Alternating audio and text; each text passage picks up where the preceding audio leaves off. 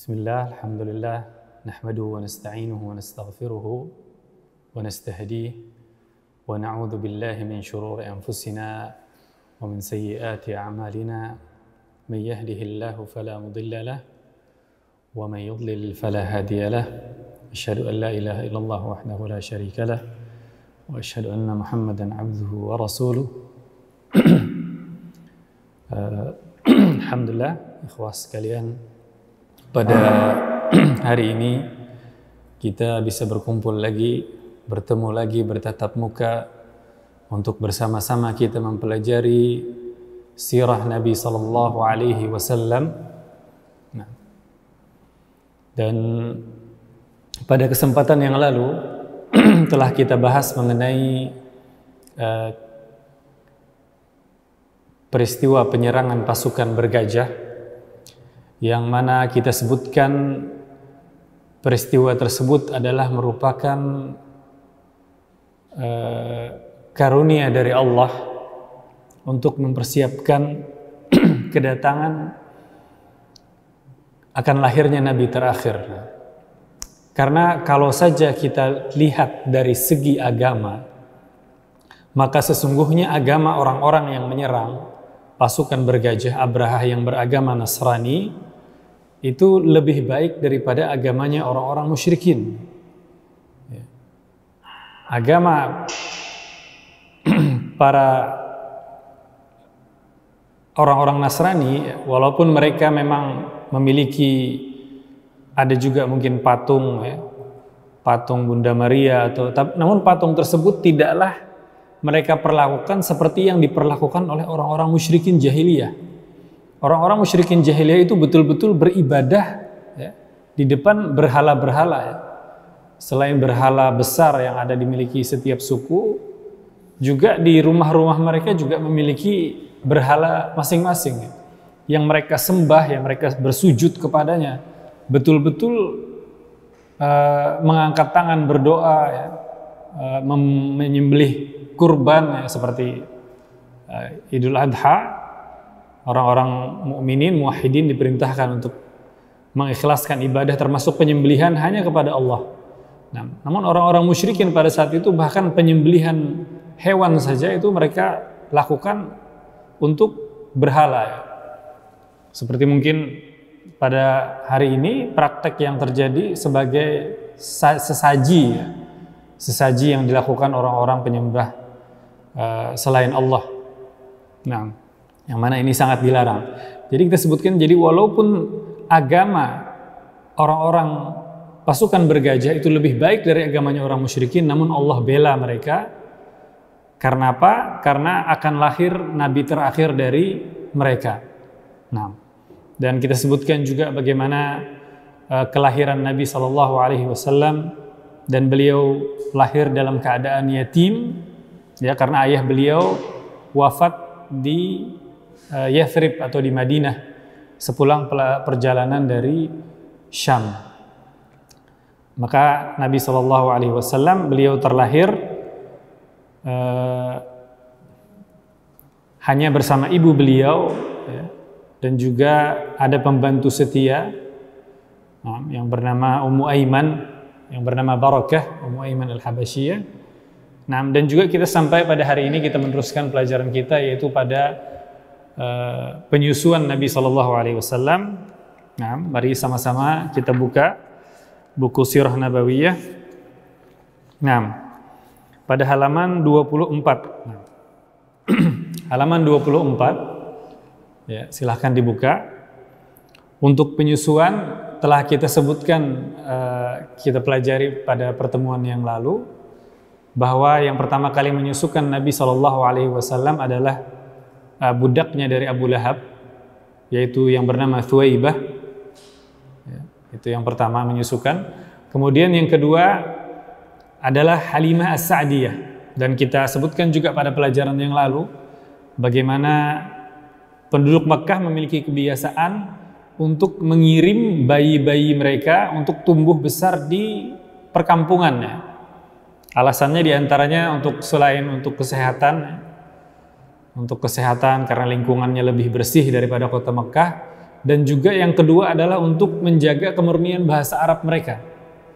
Nah, menjaga kemurnian bahasa Arab mereka. Nah, jadi sampai nantinya di zaman Imam Syafi'i, beliau juga sempat bertahun-tahun tinggal bersama orang-orang Arab pedalaman. Untuk apa? Untuk mempelajari bahasa yang masih murni, karena bahasa Arab yang masih murni itu hanya ada di mereka. Demikian juga Imam Sibawayh, ya. Kalau antum nanti mempelajari ilmu nahwu bahasa Arab, juga Imam Sibawayh itu bertahun-tahun beliau mempelajari bahasa Arab dari orang-orang di perkampungan, karena bahasa mereka masih murni. Itu tadi kita sebutkan dua alasan kenapa orang-orang Makkah mengirim bayi-bayi mereka yang baru lahir untuk disusukan di perkampungan. Yang pertama alasan yang kesehatan, yang kedua adalah bahasa, kefasihan berbahasa Arab. Nah, termasuk juga Nabi SAW, dan kita sebutkan bagaimana pada saat itu, ya, keberkahan begitu banyak mengirimi Halimah As-Sa'diyah yang berbanding terbalik keadaannya di saat mereka berangkat dalam keadaan kepayahan, ya. Untanya pun tidak mengeluarkan susu, bahkan bayinya sampai kelaparan, tidak tidur karena lapar. Nah, tidak bisa tidur. Namun pada saat pulang, ya, yang tadinya Halimah mau mengambil bayi Nabi SAW, bayi Muhammad ini, padahal perempuan-perempuan sebelum Halimah tidak ada yang mau mengambil. Kita sebutkan juga alasannya pada pertemuan yang lalu, adalah karena Nabi SAW lahir dalam keadaan yatim, tidak ada ayah. Sementara para perempuan-perempuan yang menyusukan ini, mereka motivasi untuk menyusukan ini adalah harta, untuk mendapatkan upah dari menyusukan. Sementara seorang bayi yang tidak punya ayah, dianggap mereka tidak ada yang mengongkosi, tidak ada yang menafkahi. Jadi mungkin kalaupun ada pun tidak banyak. Maka akhirnya Halimah pun daripada pulang dalam keadaan tanpa membawa anak susuan, yang tadinya istilahnya mengambil, ya, yang asalnya tidak langsung setuju mengambil Nabi SAW, namun ternyata dalam perjalanan pulang saja belum sampai ke rumah sudah mendapatkan begitu banyak kebaikan. Sehingga ketika kita sebutkan juga, ketika datang waktunya untuk bayi-bayi tadi untuk dibawa bertemu dengan orang tuanya di Mekah, dibawa oleh ibu-ibu susu mereka pada waktu yang ditentukan. Bahkan sebelum waktu itu Halimah dengan suaminya sudah bersepakat untuk meminta lagi kepada Aminah supaya Muhammad ini, bayi Muhammad SAW ini tetap bersama mereka. Nah, karena begitu banyak keberkahan. Jadi tidak mungkin kalau yang lain sudah cukup waktunya, udah dipulangkan, dikasih dengan orang tuanya. Namun begitu disayangi oleh keluarganya Halimah bersama suaminya Abu Kabsyah ini, maka akhirnya mereka datang dan meyakinkan Aminah dengan berbagai alasan supaya bayi Muhammad ini bisa kembali bersama mereka. Akhirnya kembalilah Nabi Muhammad SAW kembali ke perkampungannya Bani Sa'ad, ya. Perkampungan Bani Sa'ad, keluarga dari Halimah tadi. Namun tidak berapa lama setelah kembalinya Nabi SAW ke perkampungan Bani Sa'ad, terjadi suatu peristiwa yang membuat Halimah yang tadinya ngotot, ya, istilahnya bahkan meminta kepada ibunya Nabi SAW untuk diperkenankan tinggal bersamanya, ternyata tidak berapa lama langsung mengembalikan Nabi Muhammad kepada ibunya. Yaitu pada suatu hari Nabi SAW sedang bermain bersama anak-anak yang sebaya beliau, teman-teman beliau. Nah, tiba-tiba didatangi oleh dua orang lelaki yang tidak dikenal, bukan orang sana, ya, bukan orang sana, dua orang laki-laki yang tidak dikenal, kemudian mendatangi Nabi SAW. Maka akhirnya anak-anak yang lain ini pun melarikan diri, termasuk salah satunya ada saudara sesusu dari Nabi SAW, pulang kepada orang tuanya dalam keadaan ketakutan dan mengatakan bahwa saudara kami, ya, orang Quraisy ini, Nabi SAW dimaksud, ini dibunuh katanya. Nah, maka bergegaslah Halimah mendatangi, mencari lokasi di mana Nabi SAW, dan mendapati Nabi SAW masih ada, namun dalam posisi terdiam. Terdiam. Diperiksa memang tidak ada luka atau apa-apa. Namun Nabi SAW dalam kondisi shock istilahnya. Karena orang yang tidak dikenal tiba-tiba datang. Apa yang terjadi, ikhwan? Bisa antum baca pada peristiwa pembelahan dada Nabi SAW, atau yang lebih tepat adalah peristiwa pembelahan perut ya. Karena ada hadis Nabi SAW juga yang menyebutkan lalu 2 orang itu membelah perutku. Nah, jadi disebutkan bermain di sekitar Baham. Ya, Baham bisa antum baca pada catatan kaki. Jamaknya ialah bahmah ya, dalam bahasa Arab, atau juga nanti dari kata bahimah atau bahaim ya, hewan ternak. Nah, namun yang dimaksud di sini adalah anak domba baik jantan ataupun betina, karena mereka masyarakat yang beternak ya, bermain bersama anak-anak domba. Diambil oleh 2 orang yang mengenakan pakaian serba putih. Kemudian direbahkan Nabi SAW, namanya anak kecil ya, orang dewasa, menurut saja. Kemudian mereka membelah perutnya, perut Nabi SAW. Lalu memasukkan kedua tangannya ke dalam perut saudaraku. Dan jadi disaksikan dari kejauhan ya. Kejadian peristiwa pembelahan dada Nabi SAW ini disaksikan oleh teman dan saudara susu beliau itu dari kejauhan. Mereka tidak berani mendekat. Makanya mereka ketika datang kepada orang tua mengatakan bahwa Nabi Muhammad telah dibunuh. Nah, karena kecil kemungkinan orang yang sudah dibelah-belah istilahnya dadanya masih dalam keadaan hidup. Nah, kemudian dimasukkan tangannya ke dalam perut saudaraku. Nah, maka mereka pun setelah melihat kejadian ini langsung melapor kepada orang tuanya. Maka setelah datang Halimah bersama suaminya Abu Kabsyah, nah, dan disebutkan di sini wajah Nabi SAW berwarna-warna tanah ya. Jadi agak-agak pucat ya, agak pucat wajah Nabi SAW. Kemudian setelah ditanyakan apa yang terjadi padamu, maka pada halaman 25 ya ikhwan, antum bisa baca. Mereka mengambil sesuatu, kata Nabi SAW, mereka membelah perutku, kemudian mengambil sesuatu dan membuangnya. Kemudian setelah itu aku tidak tahu lagi apa yang terjadi.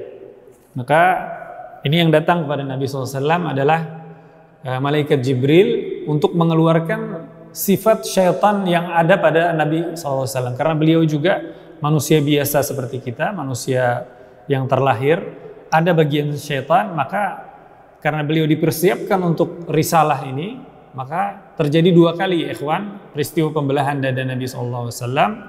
Yang pertama adalah pada saat beliau kecil ini, dan nanti menjelang beliau Mi'raj ya.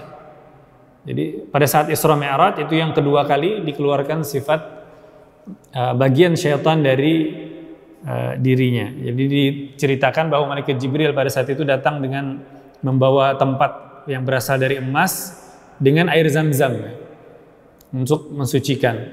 Dan bahkan setelah Nabi SAW dewasa, ya bekas pembelahan itu masih ada dan bisa disaksikan. Diceritakan sahabat Anas bin Malik radhiyallahu anhu yang melayani Nabi SAW di Madinah selama 10 tahun sejak beliau hijrah sampai beliau wafat. Anas pernah meriwayatkan bahwa dia melihat bekas seperti bekas jahitan di dadanya Nabi SAW. Jadi masih ada bekasnya. Nah, jadi dioperasi ya kalau istilahnya bahasa kita hari ini, Nabi SAW dilakukan bedah.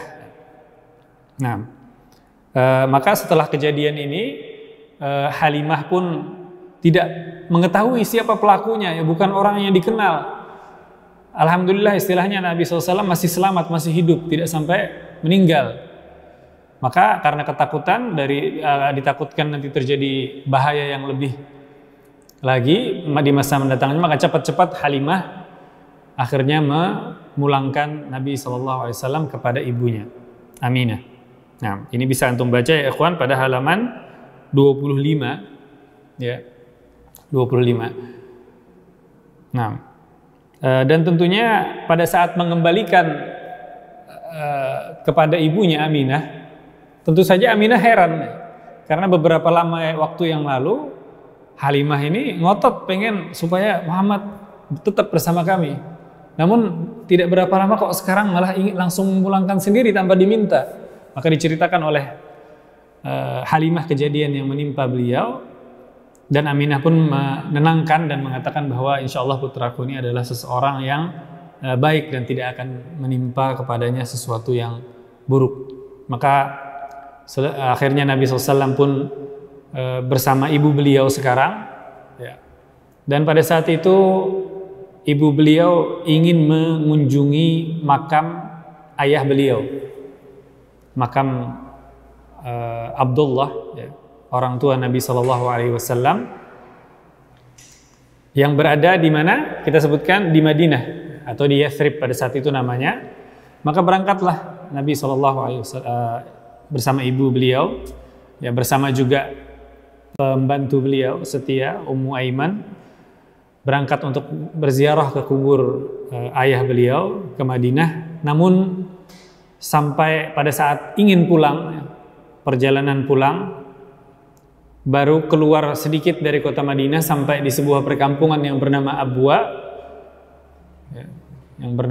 maka meninggallah ibu Nabi SAW.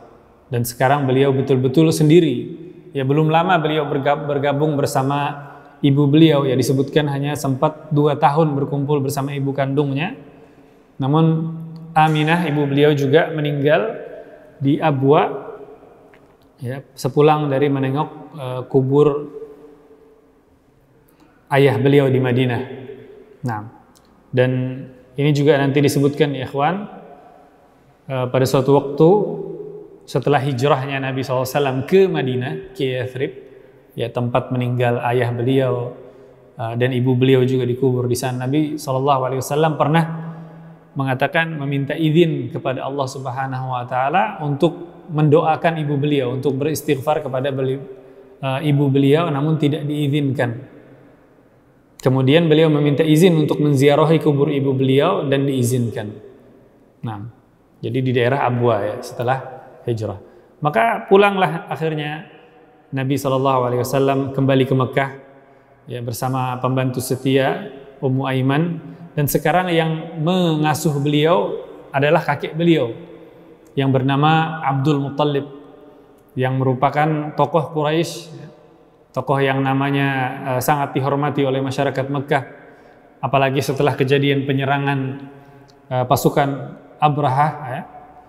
Begitu dihormati, naik setelah kejadian itu nama masyarakat Quraisy, bagaimana suku-suku yang lain berusaha melakukan perlawanan terhadap Abrahah di perjalanan mereka, namun semuanya dikalahkan dengan mudah. Sementara orang Quraisy tidak ada satupun yang mengangkat senjata untuk melawan, namun Allah sendiri yang turun membela mereka dan mengalahkan pasukan bergajah. Maka orang lain selain Quraisy pun mengatakan bahwa oh, ini berarti orang-orang Quraisy ini adalah manusia pilihan Allah. Maka kafilah-kafilah dagang mereka pun yang melakukan perjalanan, ya, 2 kali dalam setahun, ya, di musim dingin dan di musim panas, ke negeri Syam dan ke negeri Yaman, maka dihormati oleh suku-suku yang mereka lewati di perjalanan. Tidak ada yang mengganggu orang-orang Quraisy. Ya, mereka dihormati oleh suku-suku yang lain, ya. Sementara kalau orang dari selain Quraisy yang lewat, ya, sering sekali bahaya yang menimpa mereka di perjalanan.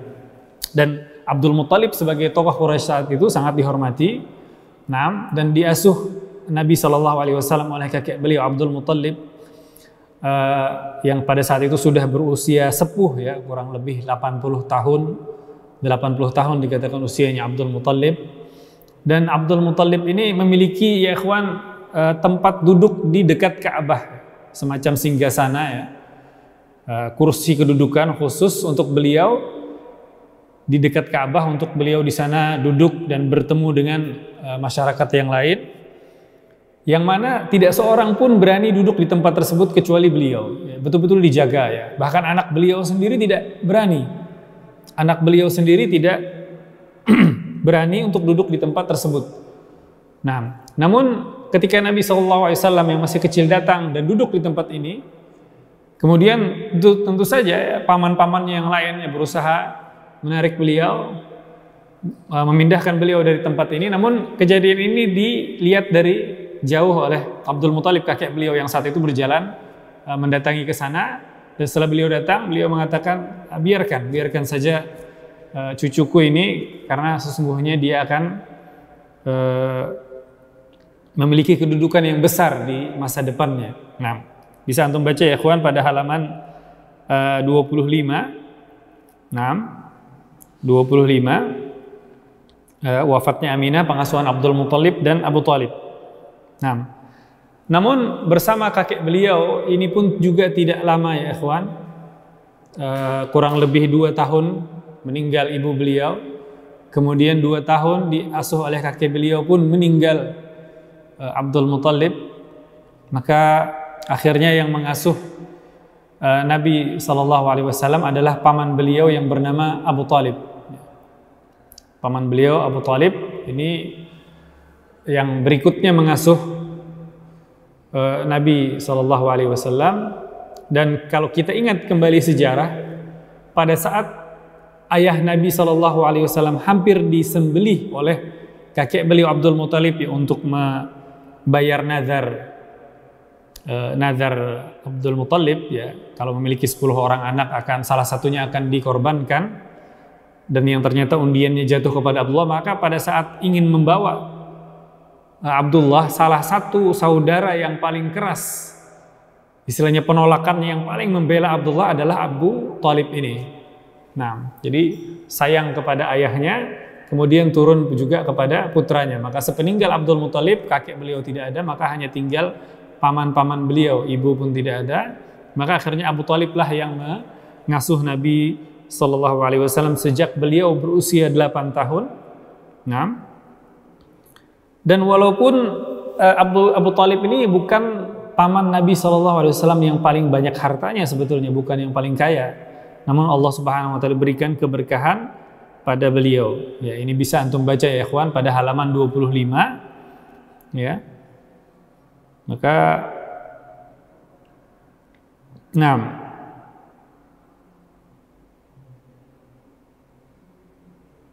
disebutkan di sini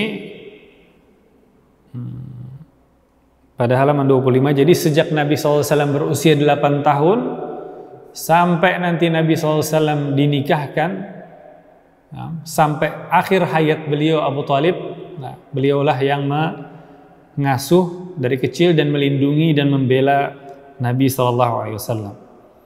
Kemudian kita teruskan ya ikhwan pada halaman 26. Halaman 26, akhirnya Nabi SAW pun tumbuh bersama paman beliau Abu Thalib. Nah, dan ini juga ya ikhwan mungkin kedekatan Nabi SAW, bagaimana beliau diasuh di Abu Thalib, sehingga ketika nanti Nabi SAW menikah, kemudian cukup berada hartanya, beliau pun berusaha membalas jasanya Abu Thalib. Karena Abu Thalib ini walaupun anak-anaknya banyak, namun beliau bukan orang yang paling kaya. Apalagi, maka akhirnya pada saat itu Nabi SAW berusaha membalas. Beliau juga mengambil salah satu anaknya, putranya Abu Thalib, untuk beliau asuh, yaitu siapa? Ali bin Abi Thalib. Nah, sepupu Nabi, anak paman beliau. Nah, Ali inilah yang diasuh oleh Nabi SAW nanti setelah beliau menikah, sebagai balasan atas kebaikan Abu Thalib yang dari kecil telah mengasuh beliau. Halaman 26 ya ikhwan. Safar ke negeri Syam. Dan sekarang Nabi SAW diasuh oleh paman beliau Abu Thalib ya, yang juga berprofesi sebagai pedagang seperti umumnya masyarakat Mekah. Dan perjalanan yang mereka lakukan adalah pada musim dingin ke negeri Yaman dan musim panas ke negeri Syam. Jadi perjalanan yang pernah dilakukan oleh Nabi SAW, beliau tidak pernah ke negeri Yaman, namun yang pernah adalah ke negeri Syam. Nah, 2 kali disebutkan Nabi SAW melakukan perjalanan ke negeri Syam. Yang pertama adalah pada saat beliau kecil bersama paman beliau. Dan yang kedua adalah sebelum beliau menikah dengan Khadijah. Nah, 2 kali Nabi SAW pernah melakukan perjalanan ke negeri Syam. Yang pertama, bisa antum baca pada halaman 26 ya kawan. Safar ke negeri Syam. Ketika Nabi SAW berusia 12 tahun, ya, pamannya ingin melakukan perjalanan ya, yang tentu saja membutuhkan waktu yang lama pada saat itu, tidak seperti sekarang naik pesawat beberapa jam sudah sampai. Kalau ke Madinah saja sampai seminggu ya, perjalanan darat dari Mekah ke Madinah pada saat itu, maka sampai ke Syam itu sampai 1 bulan lamanya berangkat. Dan karena untuk meninggalkan tidak mungkin oleh Abu Thalib melakukan perjalanan, ini ada ponakan yang diasuh, maka akhirnya dibawa oleh beliau, ponakan beliau ini melakukan perjalanan ke negeri Syam. Namun di perjalanan belum sampai masuk ke Syam atau ke kota Damaskus yang merupakan pusat sentral perdagangan pada saat itu. Di perjalanan belum sampai ke sana, di sebuah daerah yang bernama Busra. Jadi ada sebuah daerah namanya Busra, berada di antara sebelum daerah Suriah, daerah Syam. Nah, di perjalanan bertemu dengan seorang rahib. Rahib ini adalah seorang ahli ibadah atau yang disebut dengan pendeta, yang mana berbeda mungkin pada zaman itu ajaran mereka masih banyak yang tidak bercampur. Tentu saja ada di dalam kitab Ahlul Kitab terdahulu kabar tentang Nabi yang terakhir.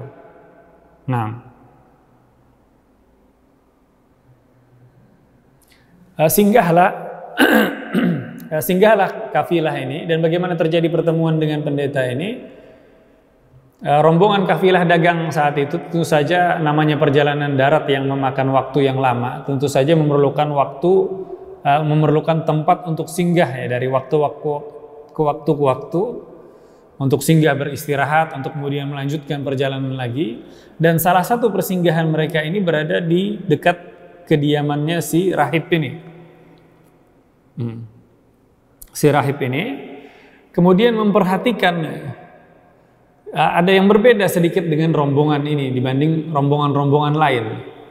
Sementara rahib ini mengetahui akan datangnya Nabi terakhir dan melihat ada beberapa tanda-tanda yang biasanya tanda-tanda tersebut hanya ada pada seorang nabi.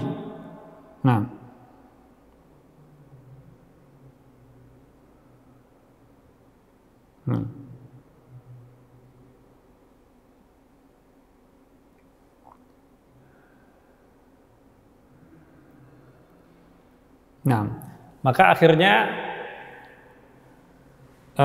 setelah berbicara rahib ini dengan Abu Thalib, dengan rombongan, dan menasehati untuk tidak meneruskan perjalanan, karena ada seorang anak, yaitu Nabi SAW yang dimaksud di sini, yang mana rahib pendeta ini melihat ada ciri-ciri tanda-tanda kenabian padanya dan mengatakan jangan meneruskan perjalanan ke negeri Syam.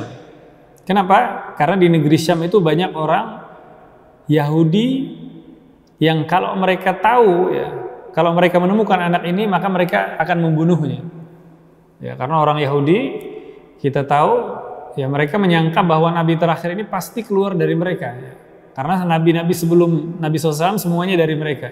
Dan mereka tidak akan terima. Dan ini dibuktikan nanti ketika Nabi SAW diutus. Mereka walaupun tahu akan tanda kenabian beliau, namun mereka adalah orang yang terdepan menentang beliau, memusuhi beliau. Karena beliau bukan berasal dari mereka. Maka akhirnya Abu Thalib pun tidak jadi meneruskan perjalanannya ke Syam pada saat ini. Dan membawa pulang Nabi SAW untuk demi keselamatan beliau, karena ditakutkan pada saat itu akan dibunuh oleh orang Yahudi, karena mereka juga mengetahui tandanya. Karena tanda akan keluarnya Nabi terakhir ini tidak hanya diketahui oleh orang Nasrani seperti pendeta ini, rahib ini, namun juga orang-orang Yahudi juga disebutkan dalam kitab mereka akan datangnya Nabi SAW. Maka akhirnya Pulanglah Nabi SAW dan kembali di Mekah. Kemudian di antara kejadian yang terjadi pada masa remaja Nabi SAW adalah perang Fijar. Ya, perang Fijar pada halaman 26. Nah, perang Fijar ya ikhwan. Disebutkan di sini ketika Nabi SAW berumur kurang lebih 20 tahun. Ya. Beliau SAW ikut dalam perang Fijar, peperangan yang terjadi antara suku Kinanah bersama Quraisy melawan suku Qais. Jadi suku Kinanah, mungkin antum masih ingat beberapa waktu yang lalu peristiwa terjadinya penyerangan Abrahah. Itu Abrahah marah karena gerejanya yang dibanggakan, yang baru dibikin Al-Qulais, itu dikotori oleh seseorang dari suku Kinanah. Nah, suku yang sama yang terjadinya nantinya dengan, maka karena Kinanah ini memiliki hubungan yang baik dengan Quraisy, mereka adalah sekutu, maka pada saat berperang pun mereka bersama-sama orang Quraisy. Jadi itu peperangan Fijar ini yang terjadi pada masa jahiliyah. Penyebabnya ya ikhwan adalah Nu'man ibn al-Mundhir, ya, seorang raja Arab yang tinggal di Herat, bisa antum baca sambil pada halaman 26. Herat ini adalah di daerah Irak ya ikhwan. Herat ini di daerah Irak, ya. Sebuah negeri, bisa antum baca pada catatan kaki, negeri yang terletak di barat Sungai Efrat. Nah, jadi Irak ini waktu itu secara resminya sebetulnya termasuk wilayah kekuasaan Persia, pada saat itu dikuasai oleh Kekaisaran Persia yang bertetangga dengan Irak. Namun tetap ada penguasa lokalnya, istilahnya raja yang berkuasa di sana yang bernama Nu'man ibn al-Mundhir. Nah, ini memiliki barang dagangan yang setiap tahunnya dikirim ke pasar Uqad. Jadi kita sebutkan di daerah Mekah pada setiap tahunnya pada musim haji itu ada pasar ya. Nah, ada pasar Uqad yang mana orang-orang dari penjuru Jazirah Arab datang ke sana, termasuk diantaranya penguasa Irak ini. Ia ingin mengirim barangnya ini untuk dijual ke sana, namun harus seorang yang bertanggung jawab ya, seorang yang tokoh. Maka suatu hari Nu'man ini duduk-duduk ya. Di sampingnya ada Barrat bin Qais al-Kinani. Nah, ada Barrat bin Qais, kemudian juga ada Urwah bin Utbah. Nah, maka bertanya kepada dua orang ini, siapa di antara kalian yang ingin menjalankan perniagaanku sehingga terjual di pasar Uqad? Maka Barrat pun mengatakan saya. Nah, saya akan bersedia menjualkannya, katanya kepada Bani Kinanah, kepada sukunya. Ya, Barrat ini mengatakan saya siap menjualkan kepada suku saya. Namun kata Nu'man, saya ingin tidak suku kamu saja, yang semua orang untuk dijualkan barangnya kepadanya. Maka Urwah pun menyahut, "Naam, saya akan jualkan barang kamu kepada penduduk Najd dan Tihama." Jadi pada siapa saja yang datang, kepada semuanya.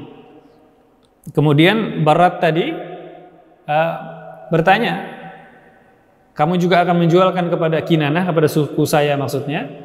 Kata Urwah, kepada setiap orang.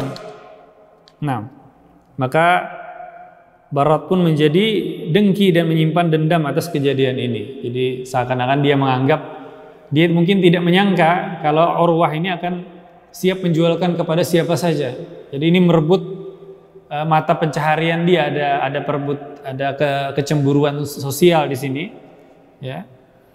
Maka Barat pun menjadi dengki, maka akhirnya dia pun membunuh Urwah, ya, menunggu waktu yang tepat, ya, secara sembunyi-sembunyi, ya. Sehingga ketika Urwah sudah siap untuk berangkat membawa barang-barang dari Nu'man bin Mundhir ini, dibunuh. Nah, kemudian Barat pun mengutus mengirim utusan memberikan kabar ini kepada kaumnya, kepada suku Kinanah. Dan Qais, yaitu kaumnya Urwah, pun mendengar kabar ini. Maka setelah mereka mendengar, mereka pun bersiap menuntut balas, sampai akhirnya bertemu dengan Quraisy dan Kinanah. Nah, akhirnya terjadi peperangan. Ini diantara ya ikhwan, sering sekali peperangan-peperangan yang terjadi di masa jahiliyah. Peperangan antar suku yang padahal awal mulanya hanya masalah pribadi. Awal mulanya hanya masalah pribadi. Jadi di sini antara Urwah dengan Barat, ya, Barat dari suku Kinanah, kemudian Urwah dari suku Qais, terjadi permasalahan antara mereka. Namun ketika terjadi pembunuhan dan jatuh korban, ya, maka langsung sukunya akan membelanya, tidak peduli benar atau salah anggota suku mereka. Namun kalau salah seorang dari kami tewas oleh suku yang lain, maka suku yang lain itu harus mendapatkan pelajaran, ya, harus nyawa dibalas dengan nyawa. Ini diantara contoh peperangan yang terjadi pada masa jahiliyah saat itu.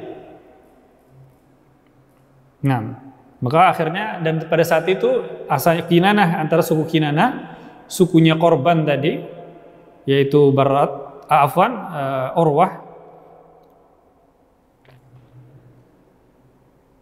Barat, Kinanah, ya, sukunya pelaku, ya, ini dengan sekutunya Quraisy berperang bersama dengan suku Qais, sukunya Urwah yang menjadi korban di daerah Nakhlah, ya. Bisa antum baca pada halaman nomor 23, terletak di antara Mekah dan Taif. Nah, maka bertempurlah mereka. Nah, namun peperangan ini terus berlanjut dan tidak selesai sampai masuknya bulan-bulan haram. Ya, bulan-bulan haram, ya ikhwan, antum ketahui. Maka orang-orang Quraisy pun menghentikan peperangan mereka pada saat itu, dan Nabi SAW juga bersama mereka. Disebutkan pada saat itu Nabi SAW tidak ikut berperang, namun beliau hanya menyiapkan anak panah untuk paman-paman beliau. Karena yang namanya persekutuan itu, ya ikhwan, harus bersedia ketika sekutu kita berdamai dengan seseorang, kita juga berdamai. Ketika sekutu kita berperang dengan seseorang, maka kita pun juga harus turun berperang, ya. Maka pada saat terjadi peperangan, pada saat datangnya bulan-bulan haram, kemudian peperangan ini belum selesai, ya, maka akhirnya dilanjutkan katanya peperangannya pada tahun berikutnya. Nah, orang-orang Qais berkata kepada musuhnya, sungguhnya kami tidak akan menyia-nyiakan darah Urwah, kami tidak lupa. Ya, walaupun sekarang kami berhenti, namun akan kami tuntut balas lagi tahun depan di Ukad, jadi di daerah Pasar Ukad, di tempat yang sama antara Mekah dan Taif. Maka pulanglah mereka masing-masing. Kemudian setelah 1 tahun, orang Qais mengumpulkan bala pasukannya. Nah, bersama sekarang mereka berusaha mencari persekutuan juga. Ada suku Thaqif, ya, Bani Thaqif yang merupakan penduduk Taif. Nah, maka Quraisy pun juga mengumpulkan bala pasukan mereka bersama dengan orang-orang Kinanah dan Ahabish. Nah, kemudian pada halaman 28, ya ikhwan, bisa antum teruskan. Halaman 28, yang menjadi pemimpin Bani Hashim saat itu adalah Zubair bin Abdul Muttalib. Ini pamannya Nabi SAW yang bernama Zubair bin Abdul Muttalib. Kemudian juga bersama saudara-saudaranya Abu Talib, ya, paman beliau yang mengasuh beliau. Otomatis Nabi SAW diasuh oleh Abu Talib. Abu Talib berperang, beliau juga ikut menemani. Kemudian ada Hamzah, ada Al-Abbas. Nah, kemudian juga Bani Umayyah, ya, Quraisy ini diwakili oleh Bani Hashim dan Bani Umayyah yang dipimpin oleh Harb bin Umayyah, orang tua dari Abu Sufyan, sahabat Nabi SAW, ayahnya Muawiyah bin Abi Sufyan bin Harb, nah, bin Umayyah. Ia juga menjadi pemimpin umum dalam koalisi ini karena kemuliaan dan ketokohannya di kalangan Quraisy.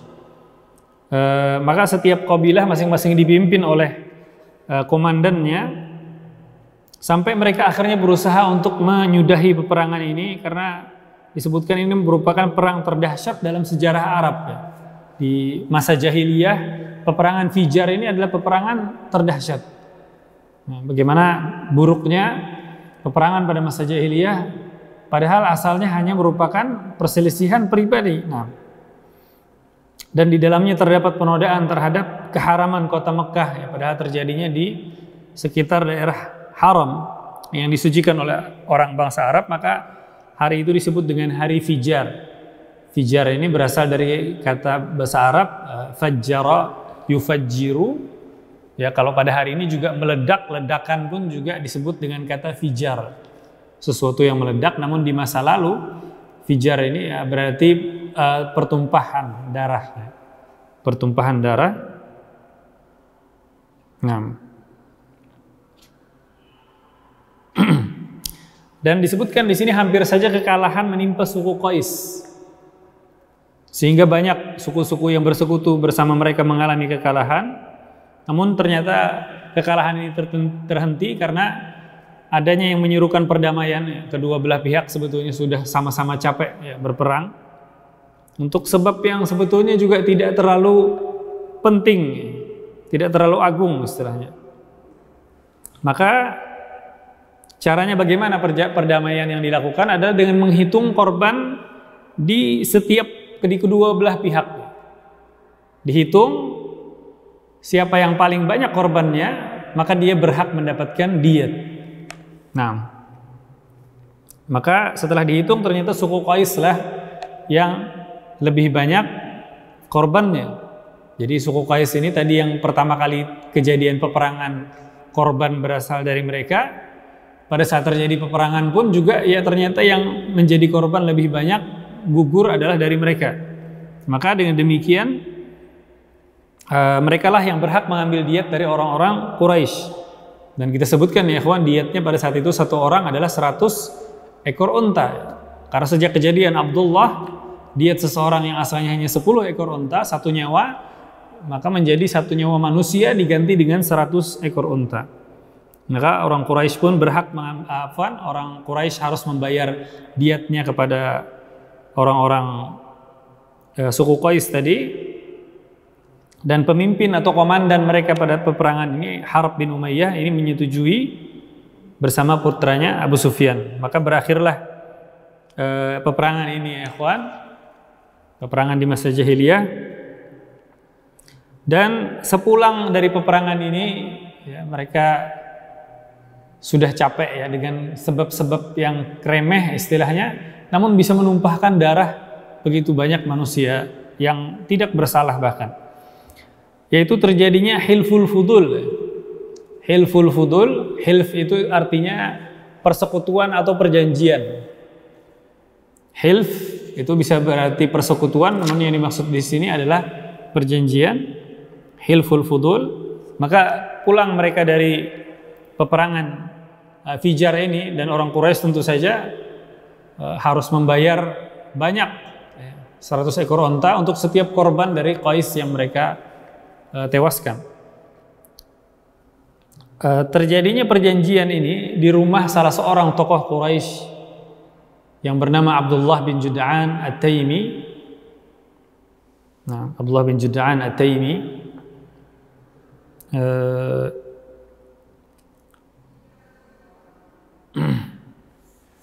dan sebab ya ikhwan, sebab dari terjadinya hilful fudul ini adalah seseorang yang berasal dari Yaman disebutkan ini datang ke Mekah, kemudian menjual barangnya kepada salah seorang Quraisy, namun orang ini tidak membayar dan tidak mau membayar.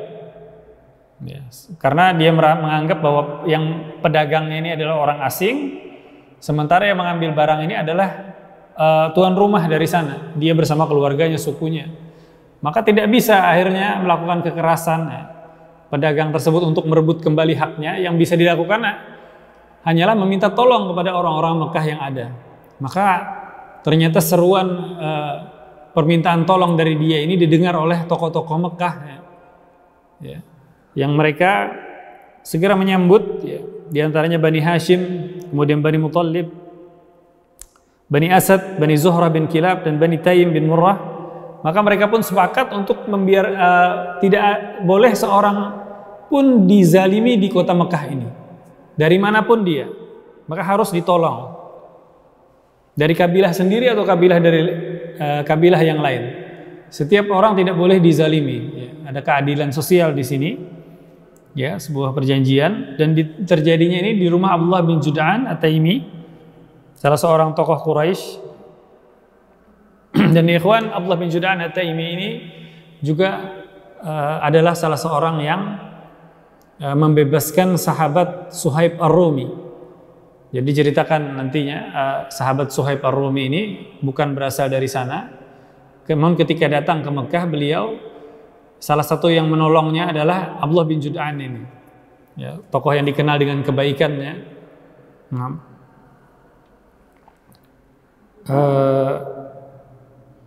Maka Nabi SAW termasuk bersama suku beliau, termasuk yang menghadiri dan mengikuti perjanjian ini.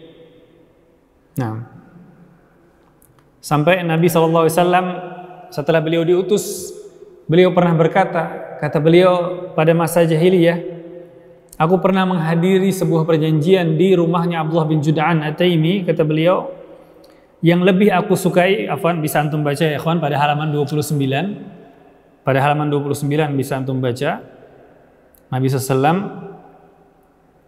kata beliau, yang lebih aku sukai ketimbang aku memiliki humrun ni'am. Ya. Kata beliau, aku lebih menyukai perjanjian ini. Kalau misal maksudnya adalah kalau beliau berada pada posisi yang disuruh memilih, ya. Misalkan ada pilihannya, ada dua nih, menghadiri Hilful Fudul, perjanjian ini untuk menegakkan keadilan dan mencegah kezaliman kepada siapa saja, dan unta merah. Unta merah ini, ikhwan, pada saat itu adalah harta yang paling berharga. Jadi kalau hari ini mungkin seperti mobil-mobil mewah mungkin. Unta merah itu hari ini seperti mobil Porsche atau Ferrari istilahnya. Disuruh milih nih, mau ikut perjanjian nggak dapat unta merah. Dapat unta merah nggak usah ikut perjanjian. Maka Nabi SAW, aku lebih sukai mengikuti perjanjian ini, kata beliau, daripada memilih harta yang paling mahal. Nah, dan beliau mengatakan apa? Bahkan kalau aku setelah Islam, ya, setelah diutus beliau SAW, aku diundang untuk menghadirinya, niscaya, kata beliau, aku akan menghadirinya. Sini bagaimana Islam, ya ikhwan, begitu menjunjung tinggi nilai keadilan. Ya. Bahkan pada saat itu mereka adalah orang-orang yang musyrik. Ya. Terjadinya perjanjian Hilful Fudul ini sebelum datangnya Islam. Namun tetap dipuji oleh Nabi SAW. Dan ini Hilful Fudul ini juga menunjukkan di antara sifat-sifat mulia yang ada pada masyarakat jahiliyah pada saat itu. Jadi mereka memang betul masyarakat jahiliyah, namun masih banyak sifat-sifat mulia. Makanya ketika Nabi SAW diutus, beliau bilang, innama bu'ithtu liutammima makarimal akhlaq. Aku diutus untuk menyempurnakan akhlak. Menyempurnakan itu artinya apa, ya ikhwan? Artinya akhlak mulia itu ada, namun belum sempurna. Nabi SAW datang untuk menyempurnakannya. Bukan berarti sama sekali tidak ada akhlak yang mulia di masyarakat jahiliyah pada saat itu. Nah, dan akhirnya setelah Nabi SAW menyempurnakan akhlak yang mulia ini, akhirnya mereka pun menjadi sebaik-baik generasi. Nah, dan itu terjadi di antara kejadian-kejadian yang ada pada halaman 29, ya ikhwan, juga Nabi SAW melakukan perjalanan yang kedua beliau ke negeri Syam. Jadi Nabi SAW pernah 2 kali melakukan perjalanan. Yang pertama tadi bersama paman beliau pada umur kurang lebih 12 tahun. Dan yang kedua pada usia 25 tahun. Ya. Dan beliau yang kedua ini berangkat bukan lagi bersama paman beliau, namun beliau sudah mandiri. Dan namun untuk menjalankan usaha perdagangannya dari salah seorang saudagar saat itu, ya. Saudagar Mekah saat itu yang bernama Khadijah binti Khuwailid. Ya. Ini salah seorang perempuan yang terhormat, ya, yang kaya, sehingga dengan kekayaannya tidak perlu lagi untuk berangkat sendiri melakukan perdagangan, namun cukup untuk mengutus orang lain. Dan di antara yang diutus oleh Khadijah pada saat itu adalah Nabi Muhammad SAW yang dikenal dengan kebaikannya.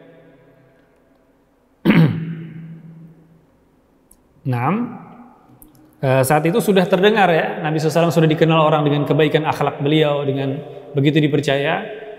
Namun Khadijah ingin mengetahui lebih jauh lagi, karena diantara ya ikhwan, cara untuk mengetahui seseorang itu adalah dengan mengetahui bagaimana akhlaknya pada saat jual beli, pada saat bertemu dengan harta. Orang bisa saja baik kepada kita, akhlaknya mulia, sopan, ya, betul-betul baik. Namun ketika datang soal jual beli, ya, uang, ini bisa jadi seseorang itu berubah. Maka Khadijah akan mengetahui lebih lagi amanahnya Nabi SAW pada saat beliau SAW menjalankan perdagangan beliau ke negeri Syam. Dan pada perdagangan ini, jadi istilahnya Nabi SAW berangkat berdagang, modalnya dari Khadijah radhiyallahu anha. Jadi keuntungan nanti kembali kepada Khadijah, dan Nabi SAW pun orang yang menjalankan mendapatkan bagian. Ditemani Nabi SAW seseorang pembantu Khadijah yang bernama Maisarah. Dan Maisarah ini ikhwan adalah laki-laki ya. Jadi walaupun mungkin di masyarakat kita orang taunya mungkin nama Maisarah ini nama perempuan, namun yang dimaksud di sini adalah laki-laki. Jadi Nabi SAW dan Maisarah ini tak marbutoh terakhir, yang berakhiran dengan Maisarah ini tidak mutlak perempuan, karena ada juga laki-laki yang nama terakhirnya ada tak marbutoh, seperti paman Nabi SAW yang bernama Hamzah ya. Kemudian ada sahabat Nabi juga yang bernama Tolhah ya. Juga tadi pada cerita sebelumnya, pada penyebab peperangan Fijar yang menjadi korban bernama Urwah, namun bukan perempuan. Maka berangkatlah Nabi SAW bersama Maisarah untuk melakukan perdagangan, dan kembali sukses perdagangan beliau itu dengan membawa banyak keuntungan ya, ada keberkahan, dan akhirnya diceritakan oleh Maisarah ini kepada tuannya, yaitu Khadijah radhiyallahu anha. Maka sekarang Khadijah sudah betul-betul yakin ya akan kebaikan Muhammad, tidak saja mendengar dari orang betapa amanahnya beliau, namun saat menjalankan perdagangannya saja ini betul-betul amanah ya, sukses perdagangannya, membawa keuntungan yang banyak, dan akhirnya Khadijah pun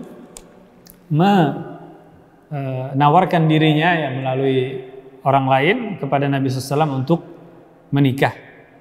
Dan ini insya Allah kita akan pelajari pada pertemuan mendatang pada halaman 30 ya, pernikahan beliau SAW dengan Khadijah. Nah, insya Allah cukup sampai di sini ya ikhwan. Pelajaran kita pada hari ini bisa antum baca sendiri dari halaman 24 ya. Ya, sebagian besar sudah Ustadz sebutkan pada pelajaran, namun untuk lebih detailnya bisa antum baca dari halaman 24 sampai 29 ya. Tidak banyak ya, karena antum sudah mendengarkan ceritanya. Nah, insyaallah pada pertemuan mendatang ikhwan kita akan teruskan.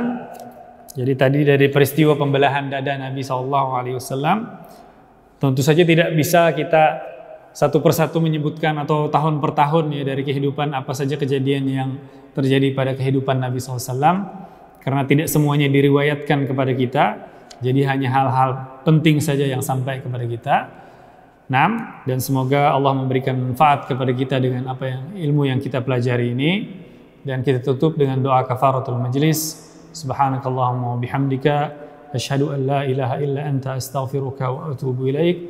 Wassalamualaikum warahmatullahi wabarakatuh.